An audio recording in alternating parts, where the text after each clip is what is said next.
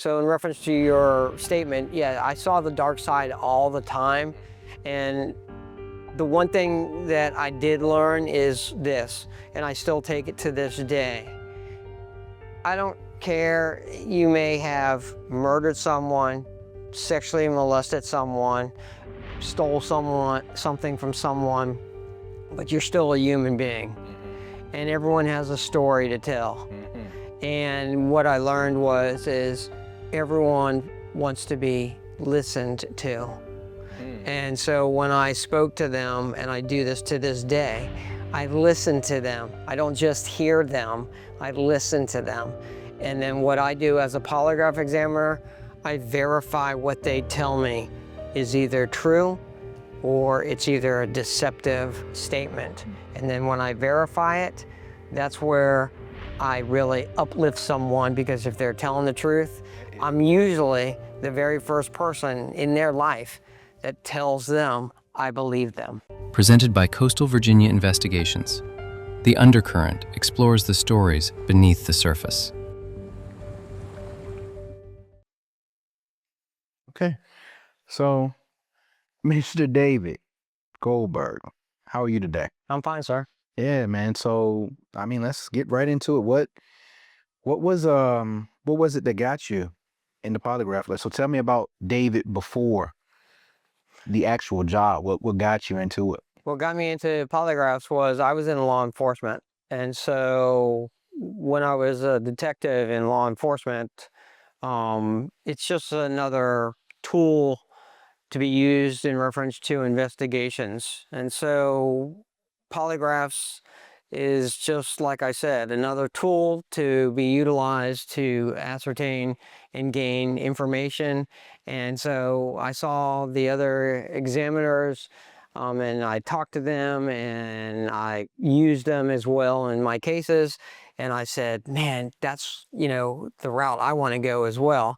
And so I applied. I didn't get it the first time, so I had to wait till a detective who was a polygraph examiner would retire or get transferred. And then they came to me and they said, hey, there's an opening. Are you still interested? And I said, absolutely. And I jumped on it as soon as they offered it. And that's how I became a polygraph examiner. Does it take a long time to become one? It does. You have to go to school. Once you go to school, the basic polygraph school, then you have, after you graduate the school, and this is a Virginia law, after you graduate your basic polygraph school, then what happens is you then go and have to do 6 months of internship. And in that 6 months of internship, you are following a senior polygraph examiner who is then mentoring you and watching every step of what you're doing. So every interview, every polygraph chart, they're watching and they're quality controlling everything to make sure, one, you're doing right, you're not harming anyone that you're testing, and they're checking off. You can harm people? Yeah. Oh. Yeah, you can harm people by doing polygraphs, and I say this all the time on my platforms. Absolutely. So we can get into that. Go ahead, please. Yeah, tell me. Like what's How you harm someone in polygraphs is by rendering the wrong result to an innocent person. Yep. Or someone who is deceiving and you render the wrong result with that person and you let them free and they've committed the crime. Wow. And that can be, and when I say crime, it doesn't have to be a real legitimate crime, but let's say they're accused of infidelity. Yeah. Or let's say they're accused of molesting a child and they really did something like that. And they go to an examiner that has no experience or a lot less experience. And that examiner then renders the wrong result. That's how you hurt the victim, or you hurt your significant other, who then gets the result that says, oh, they passed, when in fact they know that there's just something that's not right, Mm-hmm. later on down the road, they find out that the examiner passed this person shouldn't have passed because now they've got evidence later on that this person shouldn't have passed. Wow. So that's how polygraphs can hurt people. It's not a physical harm. It's more so It's emotional. So yeah, It's absolutely emotional. Yeah. Can it be physical? I guess if you're constantly crying and you're in a fetal position, I would say it can be physical in that realm. Yeah. I mean, I never even thought about. I guess there are long-term consequences with this work. Oh, 100%. Yeah. 100%. And I take this job so serious that I will not lay my head down on a pillow knowing that I made the wrong mistake. So that's why I take it so serious that I will not render the wrong mistake for someone's life, because the result that I give, and I take it this way, I'm rendering life-altering decisions for an individual when I give it to them. 1000%. Do you remember your first polygraph test that you ever? Yeah, the first polygraph test I think was a murder. Oh, damn. Okay. And so when I tested the suspect, and he ultimately, I believe he failed, and then he confessed to the murder to me, and then I passed it along to the detectives that were working the case. Was it local? Oh yeah, it was all local. It was in Virginia. Yeah. Well. Yeah. Okay. What did it teach you? I guess going into it, you would have already kind of had an idea of what the darkness of the world kind of entails. Yeah, as a police detective in law enforcement, I think first responders, police detectives, and paramedics, firefighters, they see the worst of the worst all the time. They also see the good, but they see more of the worst because they're the ones that are getting called for the trauma and the bad incidents. Right. And so that's why you have first responders and all that take all this with them. They go home and they compartmentalize that with themselves, and they don't know sometimes how to express it. Nowadays it's changed. They have counselors on hand at the departments, or they can go get, you know, their own assistants if they want. And some departments are encouraging first responders to do that. But when I was on, it was just basically you saw it, you lived it, you breathed it, you ate it, and then you sucked it up, and then you moved on. Yeah. And so, yeah, so in reference to your statement, yeah, I saw the dark side all the time. And the one thing that I did learn is this, and I still take it to this day. I don't care, you may have murdered someone, sexually molested someone, stole something from someone, but you're still a human being. And everyone has a story to tell. And what I learned is everyone wants to be listened to. And so when I spoke to them, and I do this to this day, I listen to them. I don't just hear them, I listen to them. And then what I do as a polygraph examiner, I verify what they tell me is either true or it's either a deceptive statement. And then when I verify it, that's where I really uplift someone, because if they're telling the truth, I'm usually the very first person in their life that tells them I believe them. Nice. And do you humans lie? We're just gonna like put human beings lie Every day. And it's something that to me, I don't think we're taught as children. I think we're taught growing up to see all the good in everything and everyone. And then you grow up and you see that everyone is not always good. So doing this, do you see more people that lie, or is it more so truth in what a lot of people say? People lie for many reasons. They lie to elevate themselves, to better themselves. Yep. They lie to protect themselves or protect someone that's close to them. Yep. They lie to benefit or get something that they don't deserve. For sure. And so there's a lot of motives for deception. So I don't think everyone that lies is a bad person. Right. I don't believe that one bit. Yep. Because there's always a reason or a motive for that deception. 1000%. Just like when, and you see it, just like when someone steals something from a store, okay, and they get apprehended and arrested. What happens is people will look at that person, or law enforcement will look at that person, but they don't really know that backstory because they don't take the time to learn that backstory. All they learn or know at that moment is they stole something, so they label that person, and they label that person, whether it's a man or a woman, as a thief. And that label sticks with someone. And so what we do as humans, it's normal behavior, but we judge.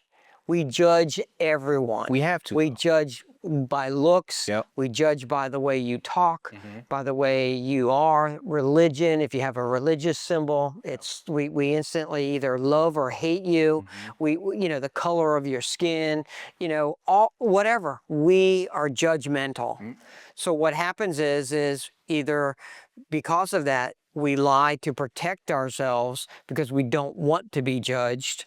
And so when people get accused of something, they either are lying to protect themselves, lying to protect someone else, or they're trying to tell the truth, but because they're being judged, no one believes them. Yeah, I wholeheartedly agree. Has this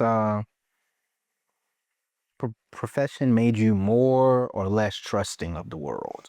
Way more non-trusting. Way more non-trusting. Way more non-trusting. Yeah. I think it goes back to not just this job. Yeah. I think it goes back to being a first responder. Right. Because you get treated poorly as a first responder. You're always seeing the worst of the worst, and it's always, you don't trust because you always have to protect your back or your partner's back or others. And so you're always not trusting those that are around you because you don't know what's going to happen to you or someone else. Right. So that continues to go with you and grow, and it just carries on in your life. And which is not good. I'm telling you, it's not good. Not a good thing. My family will say, oh my God, it's like you are just the most non-trusting person about anything and everything. Yeah, but is that really a bad thing? I don't think it's a bad thing myself personally. I think, to be honest with you, by me not trusting and you having to prove yourself, okay, by verifying that you are a good person or verifying that what you are trying to prove to me is honest, then I don't get manipulated, I don't get controlled, I don't get scammed, then I think that's a good thing. I do too. But I think a lot of people are very trusting immediately. Why do you think that is? I think generally, I think people are good-natured in general. Okay. In general, they're good people. And again, it all comes back to what I just said. They don't want to be judged, right? So if you become immediately an ass, or you put a wall up immediately, people aren't going to want to come to you. People aren't going to want to talk to you. People aren't going to want to be associated or be friends with you. 1000%. So if you lower that wall and then you become vulnerable and open, that's when, and I'm not going to say the mean people, but that's where the people that take advantage of others take advantage big time because you've opened yourself up to that. And trust me, there are a lot of people out there that are those that take advantage of people instantly, and they like that. They feed off of it. Can you talk to that more? What is it? What are the signs that you think someone looks for based off of what you've seen? What do you think they look for in people that's an easy, I'm going to take advantage of them? You divulge too much information about yourself, about your family, about your history, and they use that against you or towards you, and that's how they can manipulate you. So what I mean by that is especially, and I tell this a lot when it comes to women when they go on dates or when they meet people. You know, a lot of times when you go on dates and stuff, you'll tell them, oh, you know, my favorite color is this, and I like this kind of food, and this, and I like this kind of activity. Those are your generic stuff, which is fine. However, no one ever asks the real hard questions when it comes to dating. Meaning if I'm on a date or you're on a date and you don't ask, hey, how many long-term relationships have you been in? How many times have you cheated? How many times have you been cheated on? You know, how many times have, you been arrested? You know, we don't ask that, because if you open yourself up to that, You have to answer that too. here's not only that, what happens is if you hear the answers that you don't want to hear, Right. you're running and you're never going to date that person. But what I tell people is this: you should ask those kind of hard questions, and because here's what happens, and I see this all the time in my office. You don't hear these things until later, when you're ready to get married, you get the ring, you jump the broom, and all that, and then all of a sudden you find out they have been cheated with other women 5 times, or they have a child that you didn't know about, or a girlfriend or a boyfriend, and it's horrible. And if they would have known this, they wouldn't have accepted you, and you would have saved yourself from serious heartache. You just said a mouthful, man. So do you think people want the truth? Or are they scared of it? I think they're scared. I think everyone wants the truth. I think everyone wants the truth, because that's why they come to me. And I also think that everyone needs closure when it comes to issues, because without closure, you can't move forward. Everyone still deals with the stuff in the past. Yes. So everyone needs closure, and closure means this. It means that you've gotten every single question answered truthfully, openly, and there's no more what ifs. Then when you put everything in a box, and you can shut that box close, it's closure. You have all your answers. You have no more issues. You can put it away, bury it, do whatever you want with it, burn it in a pit or whatever. Now you can move forward with it, and the past is the past. That's why it's called the past. Now you can move forward with whatever has troubled you, and you're looking forward to all the good things in life. And that's what happens with a lot of people in relationships, when a lot of women that have been sexually abused when they were children. Their parents didn't believe them, or their moms or whoever raised them didn't believe them, called them liars. And so what happens is I get a lot of phone calls when they're in their 20s and 30s, and now they have their own children. They call me and they say, hey, David, I'd like to get a polygraph test because I was abused when I was a child. My mom, my aunt, my grandmother, all of them didn't believe me, but I want to take this for myself. One, because I have a child and I don't want them to go through the same thing that I went through. That's number one.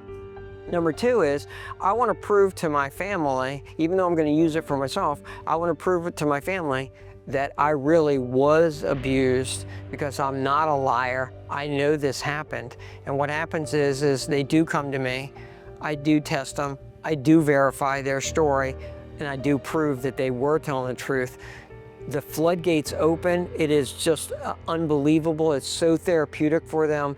They get their relief that they were telling the truth all along, and that the reason why their family members didn't believe them is because of many reasons. One, when they were a juvenile, they may have lied a lot of times, like juveniles do, or the mom who was in a relationship at the time didn't want to get rid of the breadwinner, and so they called the child a liar and said, you know, we can't get rid of this man, he's taking care of us, so you're a liar. Yep. So they chose the man over child. the child, or they said that they didn't believe the child because, you know, the child was just having a lot of, let's say, mental issues, or a lot of, you know, behavioral issues, I should say, and they just feel that they were making it up. Yep. So what happens is when that adult comes to me, takes a polygraph test, and is verified that their truth is real, what happens is, like I said, the floodgates open up.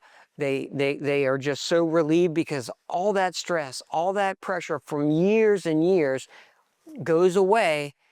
And like I said to you earlier, I'm the very first person that says, I believe you. Right. And then what they do is they are so empowered that they then take my very detailed report, which is court certified.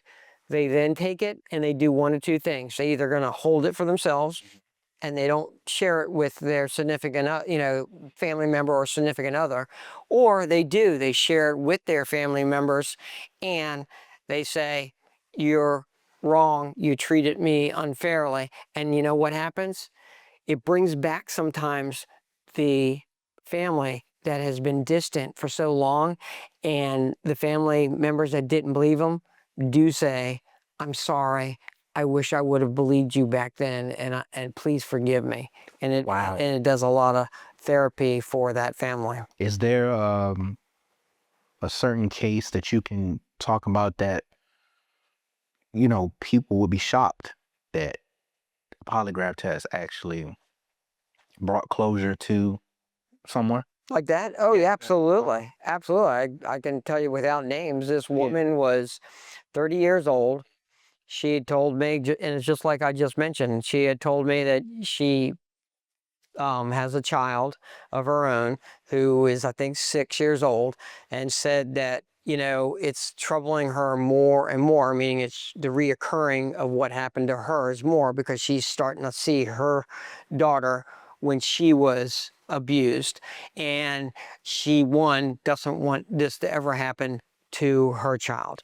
The other thing is, she said that she can't bring her child to her mom because her mom is still with that man that abused her. Wow. So she couldn't go stay with her grandmother in that. That's why she said, and she wasn't going to Yeah. until, one, her mom Admitted it. admitted that this has happened because she believed that her mom knew all about it. That's number one.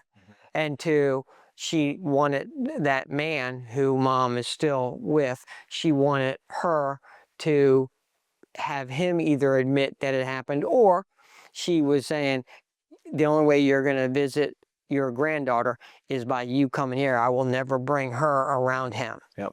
So I explained how the process would be. She came to my office. I tested her. It was a lengthy test. She absolutely verified everything that she told me through the polygraph test.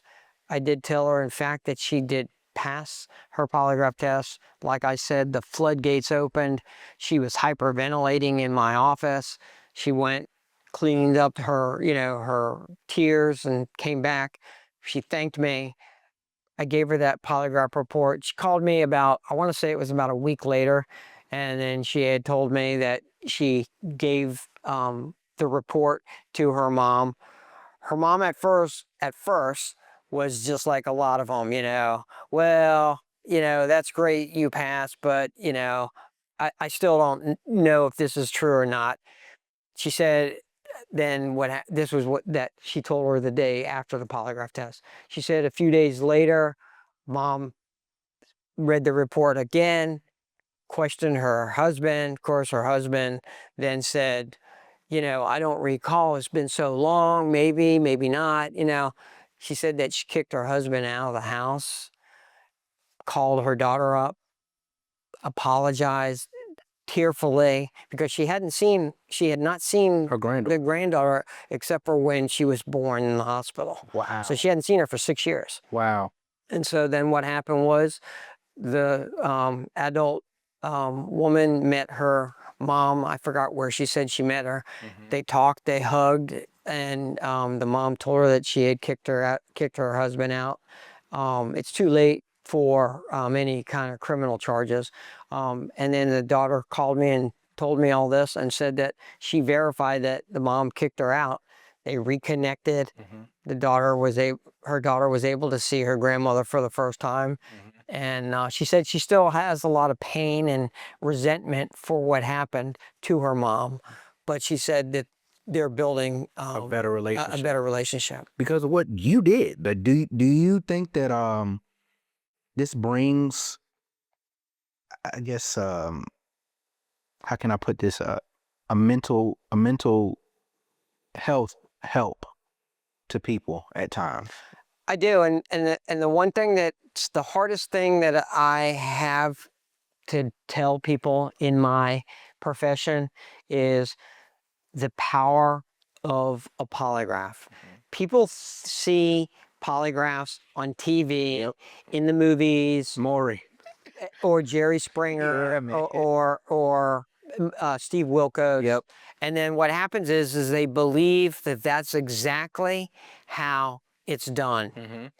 And I tell them that is not, and because I've done those TV shows, Really? and I will tell you that it is all fabricated for ratings. It is all hyped.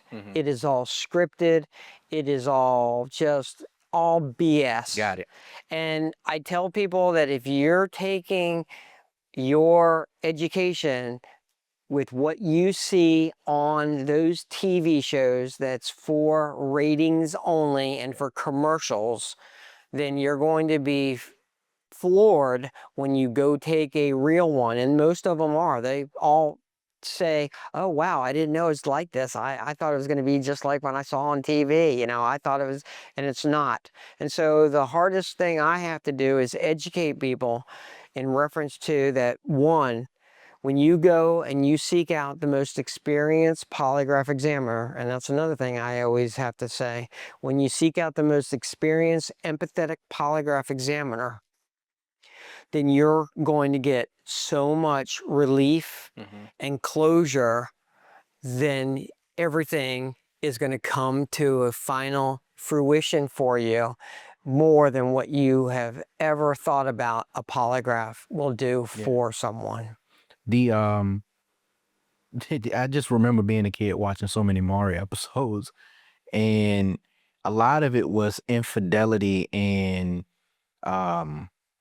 infidelity for the most part. So do you see a lot of that these days in your office? I see a lot of everything, but yeah, I do see a lot of infidelity because a lot of people can't be monogamous. And so in the very beginning, like I said, everyone, man and women, they lie in the very beginning. Oh my God, you're so beautiful. Oh, you're so handsome. And oh, you're so funny. And this guy is just the best for me.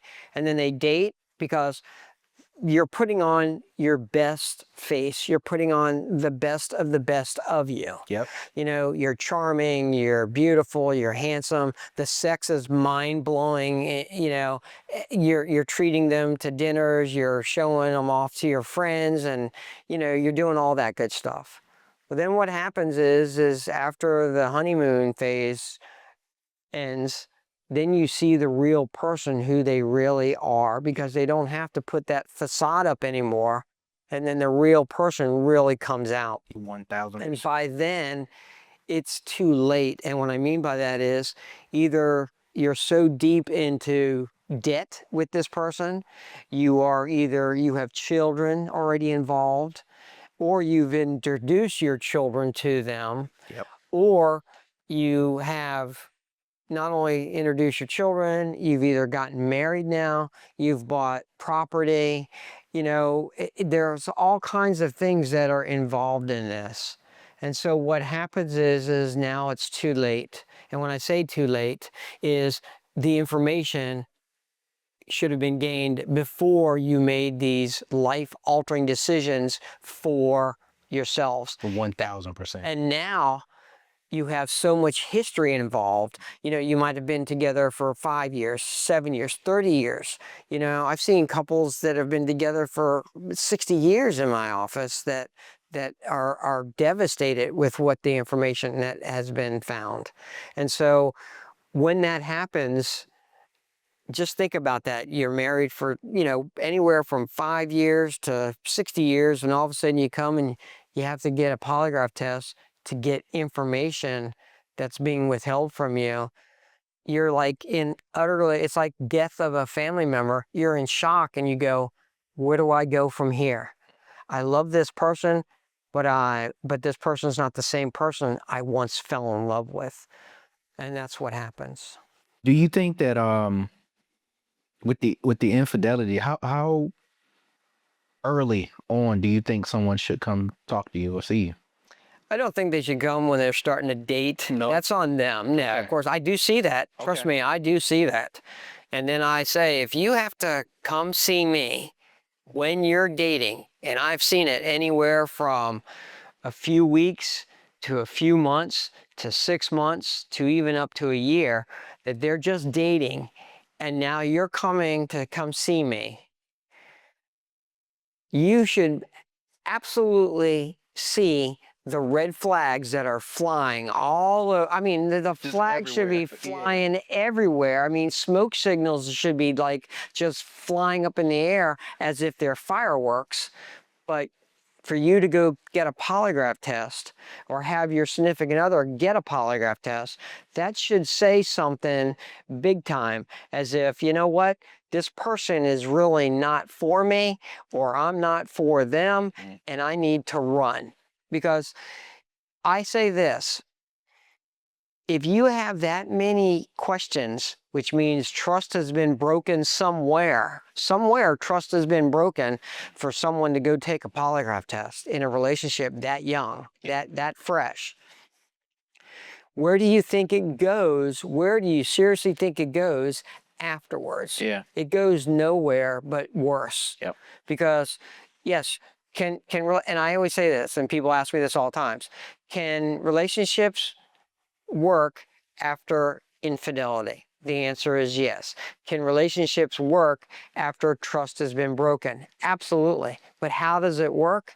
It works if both parties really want to work on it and really give it 100% into it. When one party is working hard, but the other party is only doing it just to make the other party happy, it's not going anywhere.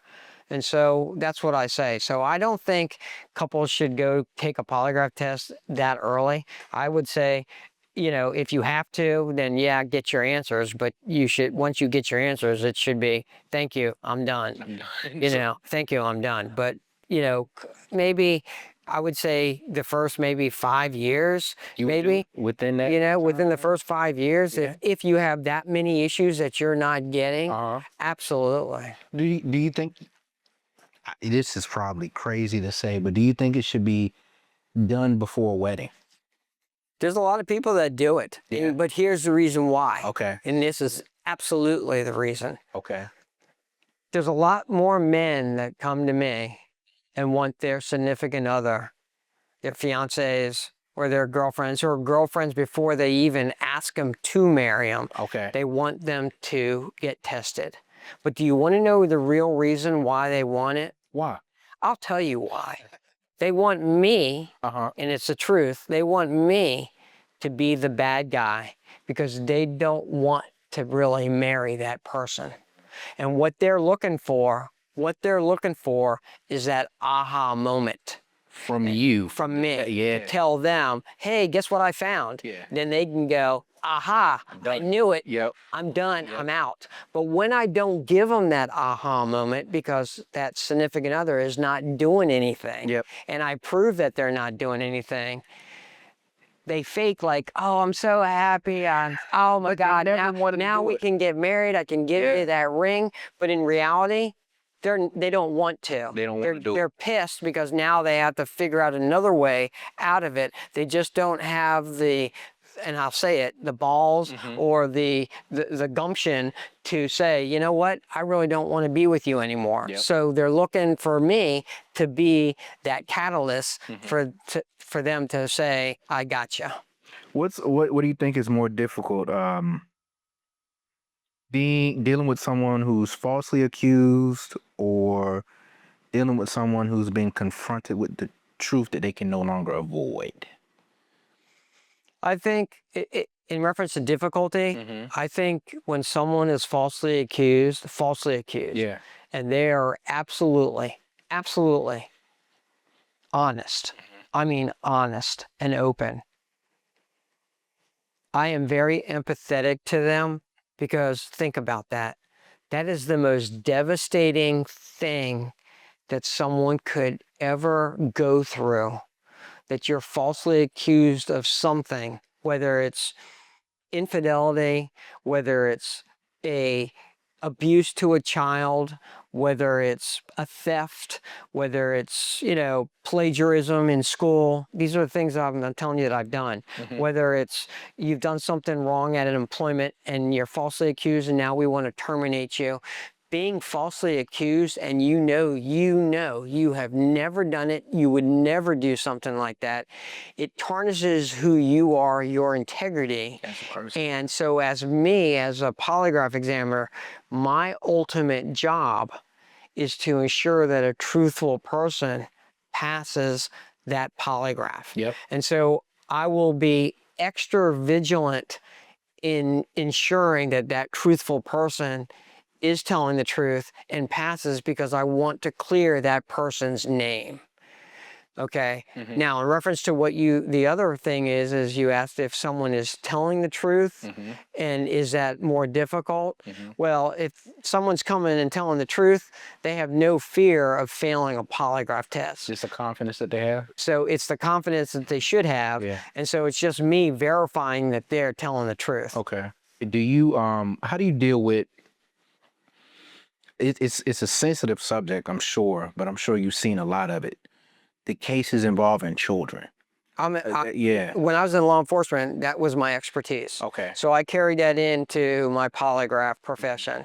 So in reference to me being an expert in sexual abuse to children, that's what I do. And a lot of people call me in reference to attorneys call me, therapists call me. So I deal with that a lot. Yeah. There's a lot of reasons for that. One, those stories are the most heinous, sickest, troubling, and people can't handle that, okay? So I can, meaning, does it still bother me? Absolutely. You do something horrible to a child, if it doesn't affect you, then you are a sociopath, obviously. Yep. So it does affect, and it should affect any normal, caring person. But I have to take that part of me and put that aside and compartmentalize it and do my job. And so I'm able to listen to those stories, take the facts, and then verify those facts, whether I'm dealing with, and I do interview children, whether I'm interviewing the child, the alleged victim, or whether I'm interviewing the actual alleged perpetrator and finding out whether they did it, didn't do it. I have to do that. Is there children are sometimes coached? I am so glad you brought that up. I deal with that so much. And here's what I deal with. Okay. When there are custody issues, it is called power and control. It's always one parent. Right, power and control when it comes to custody. Yep. And whoever has the child has the power. Whoever has custody of that child wants to manipulate and control the scenario. Yep. And what they also want to do is they want to take what's most valuable, that child, away from the other parent. Okay? What it is, it's parental deprivation of that other parent.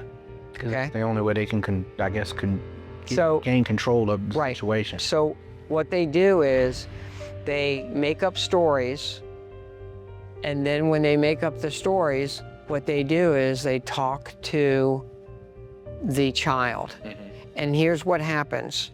Every child, and I say children, children from age 2 to maybe 7, up to 7, Yeah. they're Most not, impressionable. what's that? Are they the most impressionable? They're probably the most impressionable. But here's what happens. Uh-huh. When a parent asks the child of that age, they don't ask real open-ended questions where they're going to get descriptive answers. What the parent will say is this. They'll say, "Did daddy touch you?" And so the child will say either one of two things. Uh-huh. Or yes, or won't say anything and just will go. And so then what happens is the parent that's asking takes that nod, takes that uh-huh, or takes that yep, and builds that narrative that they have made and says, when they go to the police, they go to CPS and they say, "Hey, my child came to me. My child said that daddy touched her pee-pee, or his pee-pee. And when I asked her or asked him, they said, yep, and they said yes, and they told me everything." But in reality, they didn't. All they said was yes, yep, or uh-huh. And so then what happens is the CPS investigator or the police or whatever, they don't confront the parent. They don't call them a liar. They don't say, "Are you sure?" or whatever. They normally say, "Okay, if that's what you're saying, we're going to take a report. We're going to pass it on," or whatever. But then sometimes if it sounds real, because they don't want to call a 2-year-old or a 3-year-old or a 4-year-old a liar. Right. So they listen to the parent. So then after that, what they'll do is sometimes they go and they get warrants for the father Wow. instead of investigating it like they should. Yeah. So that's when the father or the mother, Whomever it it can may go be. both ways, or the aunt or the grandfather, Yeah. grandmother. I've heard it all. Most of the time, though, But most of the time, majority of the time, it's it's the father. right. Right. And so what happens is then that father would either call me, get an attorney, the attorney will hire me, and then says, "Look, this is the allegation against my client," or he'll call me, the person says, "I'm falsely being accused of this. I would never touch my child," or the stepchild. A lot of times it's stepchildren.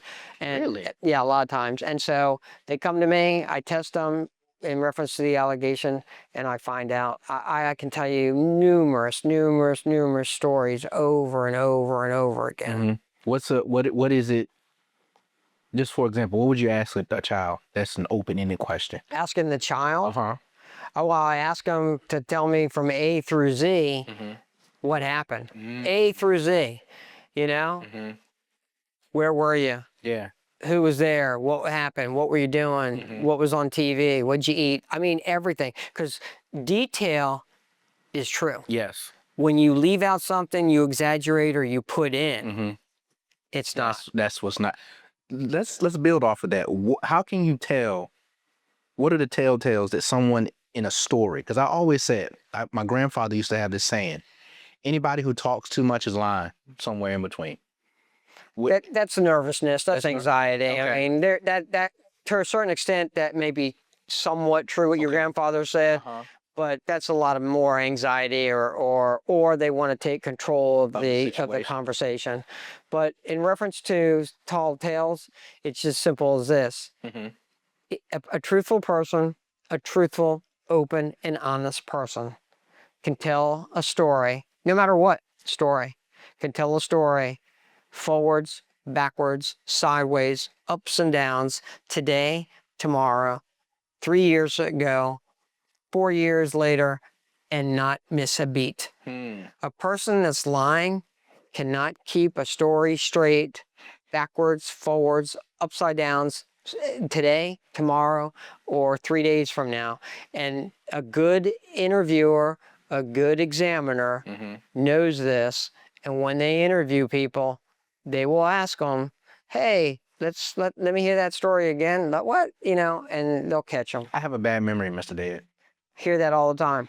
Hear that all the time. All the time. Well, guess what? I tell people all the time, and that's great. Yeah. I have a bad memory too. But you know what? I'm going to pick that brain of yours, and we're going to take it step by step by step, and we're going to pick that brain so that you remember things. Yeah, because I think that what is it saying? The devil's in the details. But here's what happens with memory. People are correct that they do forget things. That's a no-brainer. Yeah. But here's what I would say. You don't remember specific dates or specific times. And we don't walk around in life with normal people. And when I say normal, meaning the average person doesn't walk around with a notepad and a pen and write down, today I walked into a store and I bought 3 pens, 4 notepads, and then I walked out. At 3 o'clock in the afternoon, I went to McDonald's and I got a Big Mac, French fries. At 4:30, I went to, we don't do those kind of things. So what I'm saying is when they're questioned and when they come to me, I'm not going to ask them specific dates or times. But what I'm going to ask, and you will know the actions that you did. Yeah. So what I would say is, Like the steps taken. what I would say is, to. what did you do from the time you woke up this morning to the time you went to bed? People will know what they did. And they're not going to forget what they did. They'll say, I woke up, brushed my teeth, got dressed, left. I remember I went to McDonald's. I remember I went to a store. And so then I'm going to say, what store was it that you went to? What did you do when you were in that store? Did you buy anything? Yeah. Did you pay cash? Did you pay credit card? That's when the brain's going to start going, hey, John, you remember this. You paid with cash. You bought 3 pens and blah. That's how the brain starts remembering. Yep. And so when people say, I don't remember, it's intentional that they don't want to remember. One last question. After everything you witnessed in police work and over 20 years of being a polygraph examiner, do you believe the truth will ultimately set people free? 100%. And I've seen it. I think the truth is there with everyone. I think, and you brought it up, I think the truth, people don't want to always reveal the truth because they're afraid of judgment. Yeah. They're afraid of ridicule.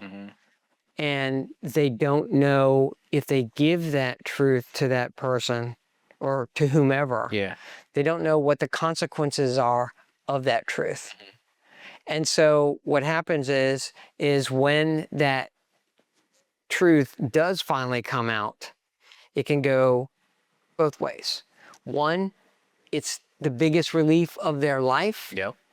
Or it can ultimately hurt the person that wanted the truth because they weren't prepared.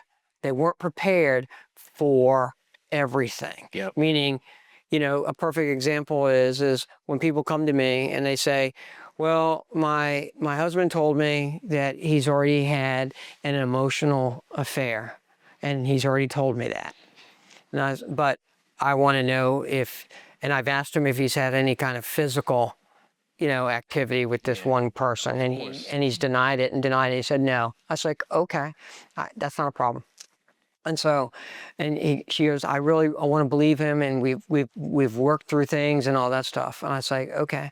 So when they come to me and I interview them and test them, and then I go, great news, husband passed, but this is the information I got.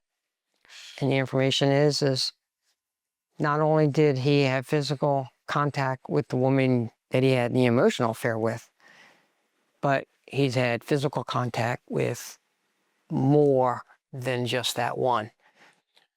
When they hear that, not only is it the truth that she wanted, now it's extra truth that she received. That she didn't know, and it's devastating. And even though he goes, hey, I told the truth. You wanted it, and hey, you know, and so Still devastating. it's still devastating. So didn't yeah, does the want it. truth set people free? Yeah. It does, but sometimes it hurts.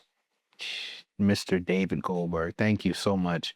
Could you tell the people where they could find you, all of your information? Sure, they can find me on my website at www.executiveprotectiongrp.com.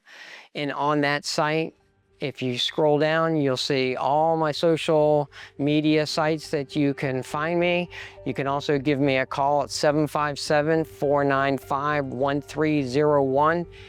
And I will travel to you. You can come to me, and if you need me for anything, just to call me and talk to me, I will give you advice, I will give you information, because that's what I do. You're gonna call me, you're gonna talk to me, there's no one else, and I'm there for you because I wanna help people and I wanna inform people, because there are examiners all over this world and all over the country, but if you find the wrong examiner that's not experienced or not empathetic and not there for you, ultimately it could hurt you. So call me and I'll help you. Have a great day. Thank you, David.